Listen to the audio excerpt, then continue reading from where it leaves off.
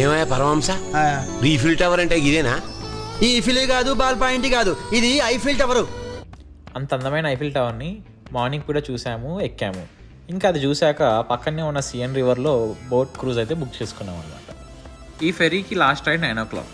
So మేమైతే 9 o'clock book చేసుకున్నాం, ఎందుకంటే చీకట్లో ఐఫిల్ టవర్ని దీని నుంచి చూడాలని. కానీ మేము వచ్చిన సమ్మర్ కదా, సో సన్సెట్ అయితే 9:45కో 10కో ఉంది. అందుకే మేము వెళ్ళేటప్పుడు చాలా డల్గా ఉన్న ఐఫిల్ టవర్ రిటర్న్ వచ్చేటప్పుడు మాత్రం చాలా బ్రైట్గా కలర్ఫుల్గా ఉంది.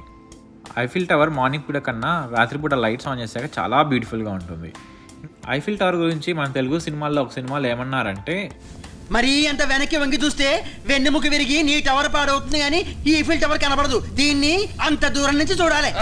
అదే సినిమాలో చెప్పేయండి. అండ్ ఆయన చెప్పింది నిజమే. దగ్గర నుంచి చూసిన దానికన్నా దూరం చూస్తే ఐఫిల్ టవర్ మాత్రం చాలా అందంగా ఉంది. ఎవరైనా వెళ్తే రాత్రిపూట చూడడానికి ప్లాన్ చేయండి. 10 o'clockకి వచ్చే ఆ స్పార్కిల్స్తో